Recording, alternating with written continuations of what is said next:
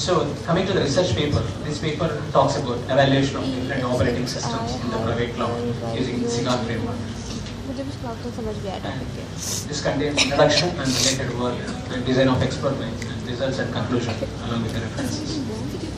And as you all know, the cloud computing is a model which enables on-demand access to computing resources. And it uses visualization technology because visualization technology allows multiple operating environments to run on a physical machine. So hypervisors using a visualization technology enables multiple operating systems to run above it. And ESXi is one of the hypervisors which give near-native performance because it uses full virtualization technology, which uses the concept of binary translation. And the cloud computing model allows different deployment models, in which private cloud is one of the models, which where the clouds are deployed behind the firewall of the company, so that it will be more secure, and the infrastructure is created proprietary for the organization. So this experiment uses private cloud model for the experimentation. And we have chosen 3 different operating systems. One is Windows, and then Linux, and then Ubuntu, because these operating systems are carefully chosen to represent 3 different categories.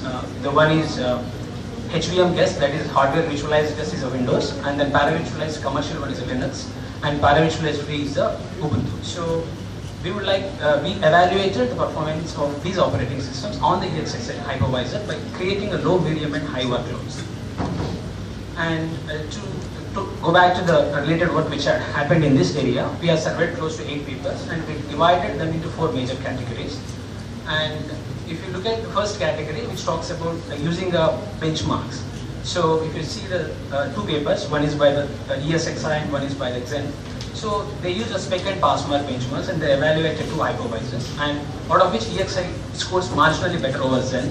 So we have chosen ESXi from this related work. And then vServe consolidated is a consolidated workload generated by multiple virtual machines, and this is done by Fujitsu Technologies. And they have given a score for the respective server environment. They have also stated that ESXi is a better hypervisor, so we have taken that also from this paper. And the different papers like Menon and Jianhua, these guys have used different toolkits to evaluate different hypervisors' performance. And then Menon and Jianhua, they used Linpack and LMBench, Xenoprof. These are statistic profiling tools. Based on all, they said that Fedora performs better on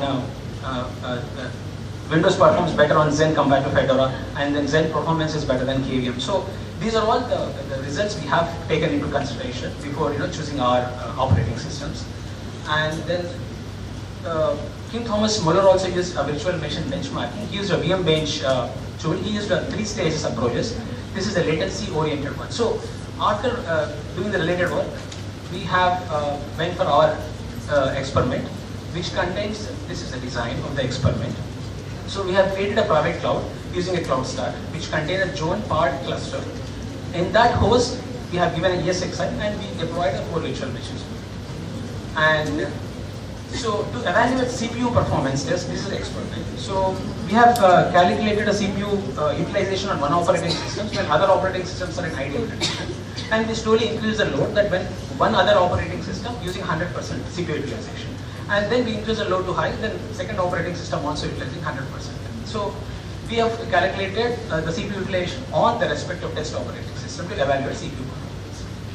And coming to the network performance, the same. It contains the same architecture because flood the second operating system with 100% network and then third operating system with 100%, and give the load in such a way that medium and high workloads, and then calculate network performance on the respective operating system. So in the results, if you see low CPU utilization and less variation is better for the hypervisor. And in the memory also, high available memory is better for the hypervisors. If you see from the ESXi and hardware virtualized guest, Windows Server gives the better available memory compared to the commercial Linux as well as the free Linux Ubuntu. And then in the CPU, if you look at CPU utilization also, it starts with a 3% utilization and varies as a 3.4 to 3.7, which is a low CPU utilization as well as less variation, which is very important, because even though hypervisors vendors do claim that they have negated virtualization overhead when multiple concurrent virtual machines are running on hypervisor, still we can see a minor impact or influence of the other operating systems when they are utilizing maximum resources. So in this also, Windows performs better than other operating systems. And network performance, if you see, the Windows starts with 290 Mbps and then goes back to 270 and 250. Whereas if you see the Linux and Ubuntu, their variation is high compared to Windows. And then disk I/O also, the Windows performance is better compared to second Linux and then pre-Ubuntu operating system. So in the conclusion, the objective of this experiment is to evaluate the operating system performance of the ESXi, and the Windows supports better performance, and as well as ESXi's guest isolation capacity is also very good for the Windows. So as a future work, there can be many operating systems can be tested on private and public cloud environments with different hypervisors as well. Thank you.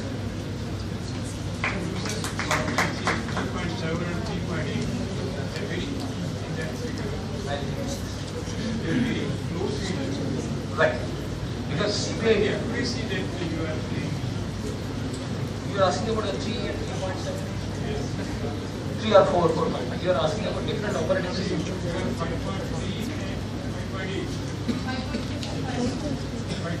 yeah. What is the accuracy of these? What I am saying is there is no relation between 5.3 and 5.6, but there is a relation between 4, 4.7 and 5.8. Why not the relation between them? Because this is also one of the... No. The test is conducted in such a way that... It is conducted in such a way? No, test is conducted in such a way that if you look at the first 4 is the result of Ubuntu operating system. When the other operating systems are in ideal condition, you have calculated a CPU utilization. And if you say test is conducted such a way, you design environment of the test. No, this is to evaluate different operating system performance by creating a low, medium, high workloads for when you have the instance of certain operating system. So there is no relationship between the why this Linux is giving a 5.6 and Ubuntu is a 5.3. The relationship is why Linux is variating from 4 to 4.7 to 5.3. I hope you got my... Yes, I got it. Are you justifying the reasons also? Reasons because, see, if you take the ESXi architecture, ESXi uses a full virtualization technique. So in the full virtualization technique, it is very good for the HVM guest. Hardware virtualized machine will perform much better because it has better enhancement packages or virtual device drivers for the HVM guest as compared to Linux guest. So if you see the Linux, that's the reason it is performing slightly slower than Windows. Question from the audience, please. What if performance is analyzed on CentOS? That's a part of Debian systems.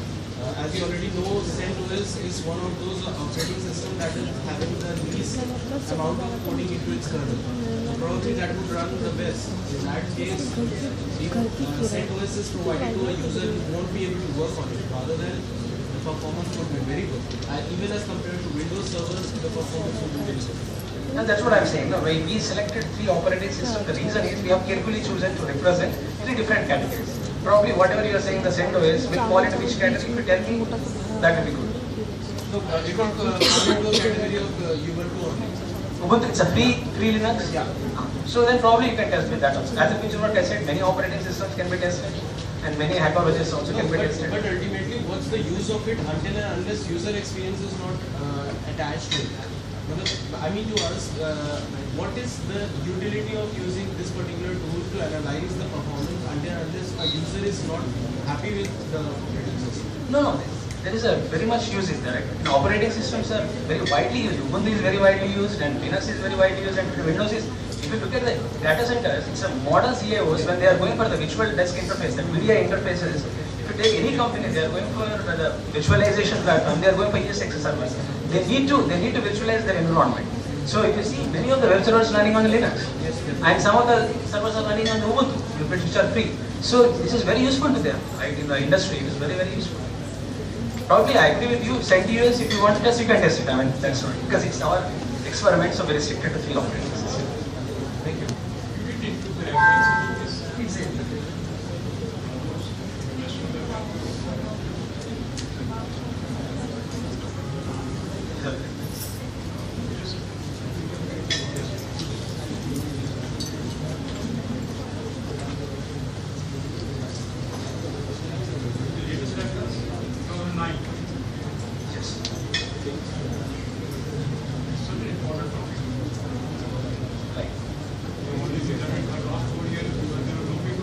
No papers for the cloud stack, which came recently in 2013, the cloud stack private cloud, because no one is tested on the cloud stack.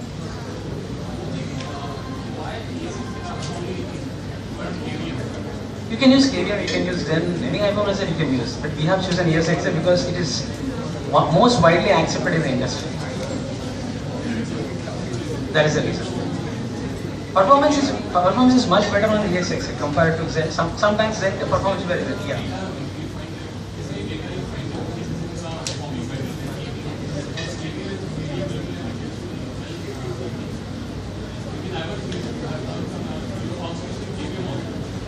Right. To answer your question, right, KVM uses a hybrid model hypervisor.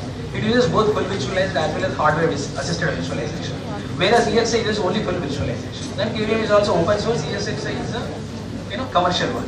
So in the industry, if you are going for because your downtime of 1 second creates a lot of losses to millions of dollars. So we need the guy who can give us support 24/7. KVM cannot give the support. You can raise a ticket, but you get an answer only after maybe 24 hours later. But it's a response to us immediately within 10 minutes. That you understand my point? Thank you.